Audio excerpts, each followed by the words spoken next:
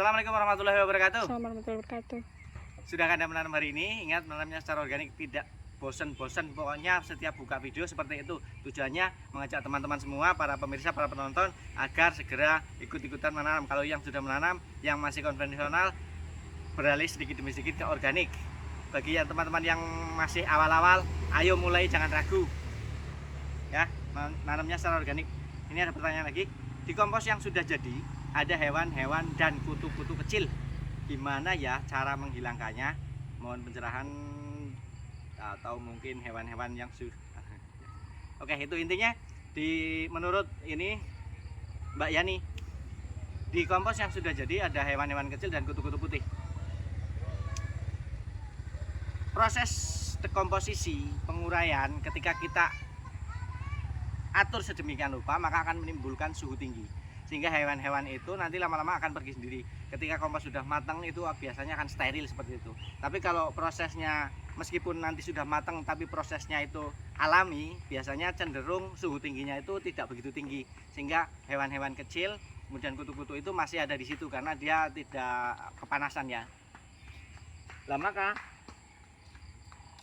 solusinya biarkan saja hewan-hewan itu justru membantu proses penguraian, membantu mempercepat proses penguraian.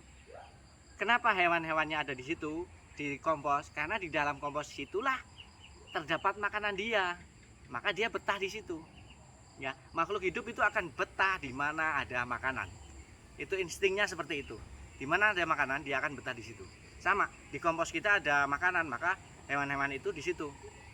Berarti kalau ada hewan, sebenarnya komposnya belum matang bener. Mungkin 90% baru matang, masih ada sebagian yang masih belum terurai sempurna. Maka ada hewan-hewan itu di situ karena dia makan itu. Kecuali cacing, kalau cacing dia makan kompos, kompos jadi pun dia makan. Kalau cacing aman, hewan-hewan kecil itu pun aman. Jadi nggak usah dirisaukan. Gimana tadi? Ada? Nah ini kayak gini ya. Ya. Ini yang sering di tempat kita itu ini. Ini proses kompos berapa hari? Sama 45-an. 45 hari. Dari kotoran sapi. Tambah harang sekam, tambah sekam. Mungkin Gergaji, ada campuran serbuk gergaji. Ini ke dalam anget padahal baru dibalik tadi ya. Siram dong. Disiram dok. Ini mungkin kalau mau dituruti sampai benar-benar matang ini bisa 3 bulan lagi baru suhunya stabil. Suhu tanah. Ini masih suhu proses pengomposan. Nah, jadi teman-teman nggak usah risau ya. Ada hewan, ada apa, udah pakai aja. Ini hewan itu dia makan ini bahan organik mati, tidak makan bahan organik hidup. Mau baik serangga-serangga kecil maupun kutu-kutu daun, udah biarkan saja. Nanti toh kalau disiram dia nggak nyaman di situ. Kalau udah dipakai jadi media ya, dia nggak nyaman di situ, dia akan pergi sendiri kok. Ini yang secara intensif diperlakukan proses pengomposannya. Kalau ini enggak, ini cuma ditumpuk aja, ditumpuk begitu saja, nggak diapa-apain. Panas ini di dalam, panas. Keluar asap kelihatan? Yuk. Enggak. Sinding. Yuk. Ini nanti jatahnya ke sawah ya. Nah, terus sinilah biar enak. Dari latar belakangnya kelihatan nggak? Inilah. Ini. Di pos mesti gue. Ora lah. Aduh. Jadi tadi setelah komposnya menurut Mbak siapa tadi lah? Yani ya. Udah matang tapi ada hewan, apakah bisa dipakai? Bisa. Tambahkan saja bahan lain kalau memang itu mau dipakai di wadah kayak pot, polybag dan lain-lain. Tambahkan bahan lain. Jadi misalnya 1 ember kompos, 1 ember tanah. Kalau ada 1 ember arang sekam. Kalau nggak ada ya kompos dan tanah saja. 1:1. Dicampur, kemudian dibiarkan dulu. Minimal 3 hari lah, kalau mau ya 1 minggu.